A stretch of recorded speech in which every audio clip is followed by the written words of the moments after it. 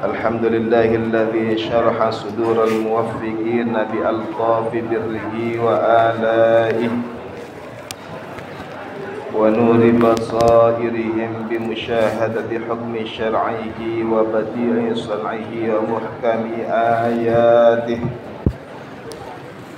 وألهمهم كلمة التقوى وكانوا أحق بها وأهلها فسبحانه من إله عظيم وتبارك من رب واسع كريم أشهد أن لا إله إلا الله وحده لا شريك له في أسمائه وصفاته وأفعاله وخيراته وأشهد أن سيدنا ومولانا محمدا عبده ورسوله أشرف رسله وخير برياته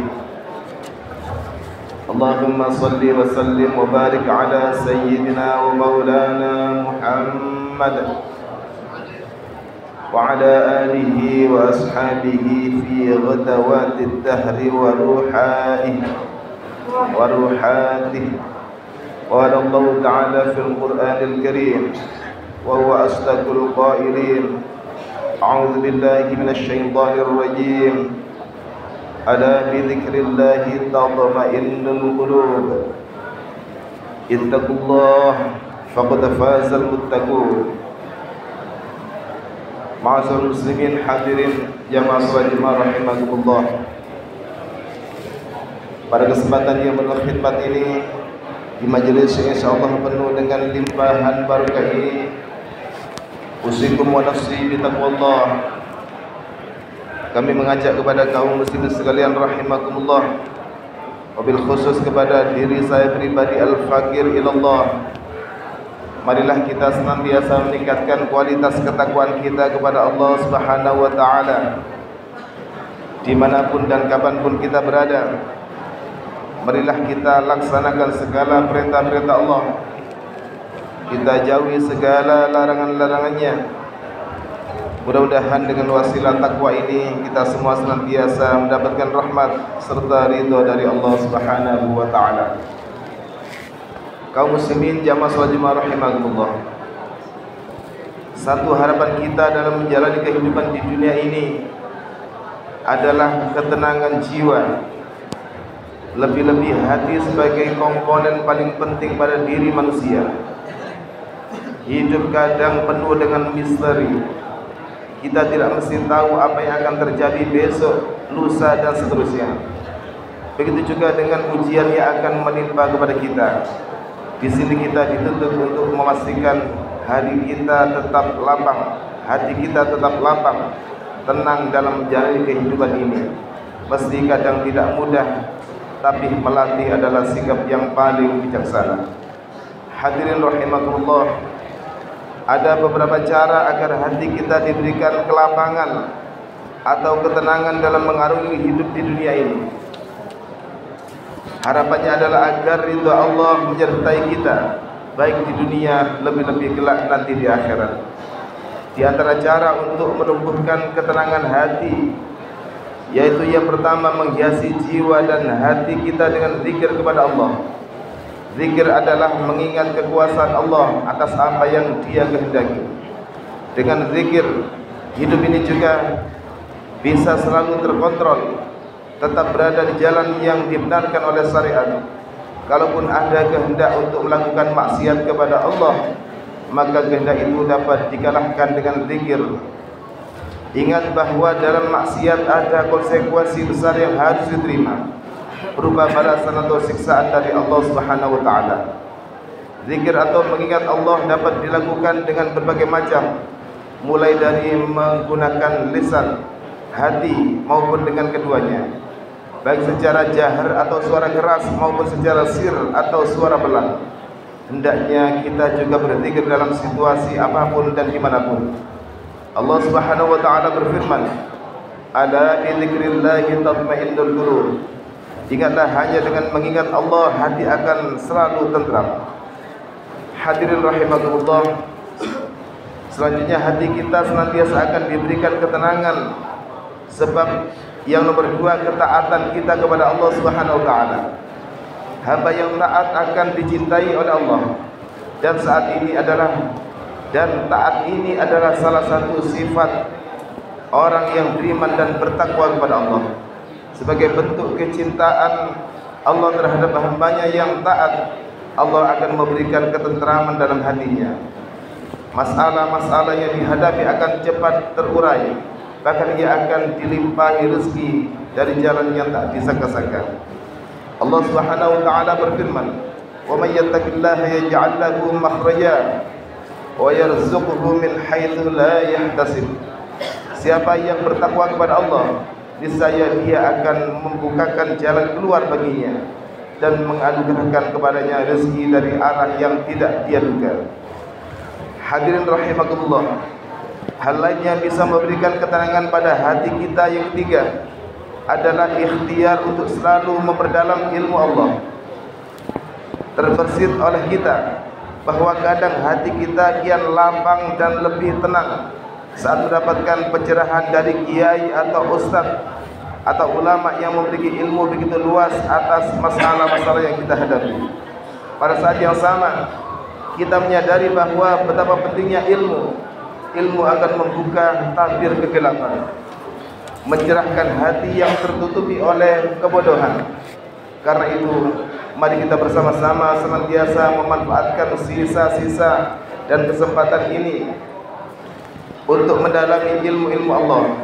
Ilmu adalah cahaya yang selalu menerangi pemiliknya sekaligus menuntunnya ke jalan keselamatan.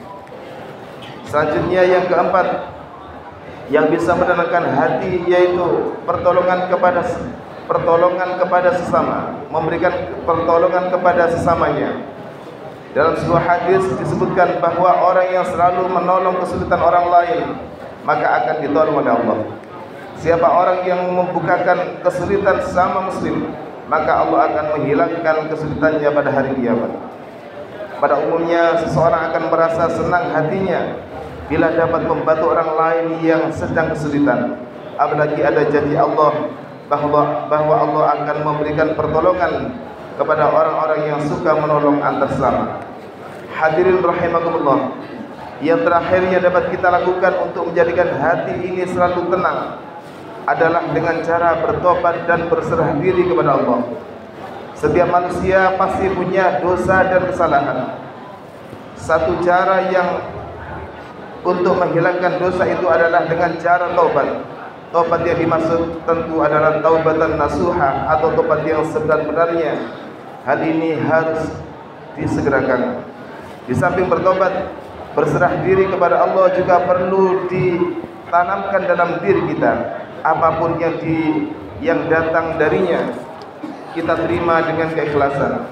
Berprasangkalah kepada Allah dengan berprasangka baik, sebab di balik sesuatu yang kurang kita senangi ada rahasia besar dan kebaikan yang hendak Allah berikan kepada kita. Allah Subhanahu wa taala berfirman, "Wa may yatawakkal 'ala Allahi fa huwa hasbuh.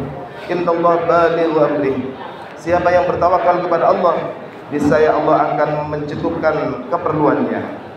Hadirin rahimakumullah, semoga kita semua selalu diberikan ketenangan dan ketentraman jiwa oleh Allah SWT dalam menjalani kehidupan di dunia ini. Amin ya rabbal alamin. Barakallahu li wa lakum fil Qur'anil azim, wa nafa'ani wa iyyakum bima fihi minal ayati wa dzikril hakim. وتقبل الله مني ومنكم تلاوته إنه هو السميع العليم. أقول قولي هذا وأستغفر الله العظيم لي ولكم ولسائر المسلمين والمسلمات فاستغفروه إنه هو الغفور الرحيم. اللهم صل وسلم على سيدنا ومولانا محمد.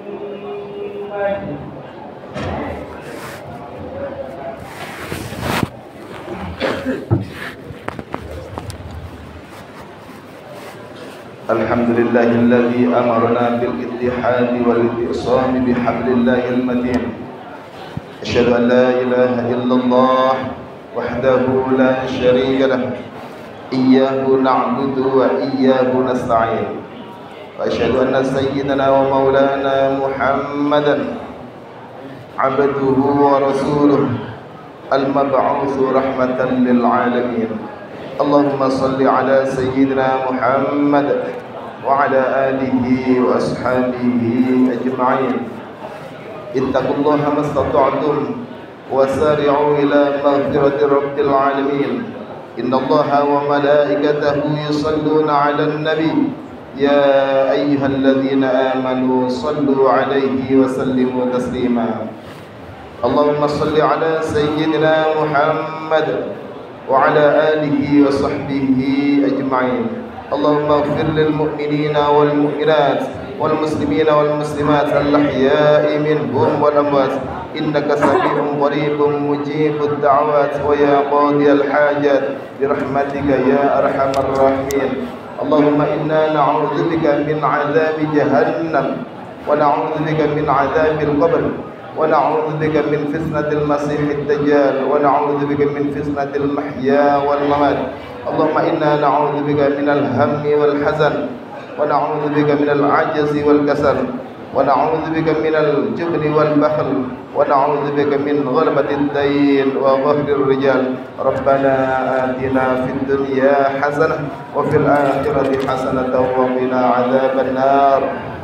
عباد الله إن الله يأمر بالعدل والإحسان وإيتاء ذي القربى وينهى عن الفحشاء والمنكر والبغي يعظكم لعلكم تذكرون. فاذكروا الله العظيم يذكركم وادعوه يستجب لكم ولذكر الله أكبر. أقيموا الصلاة.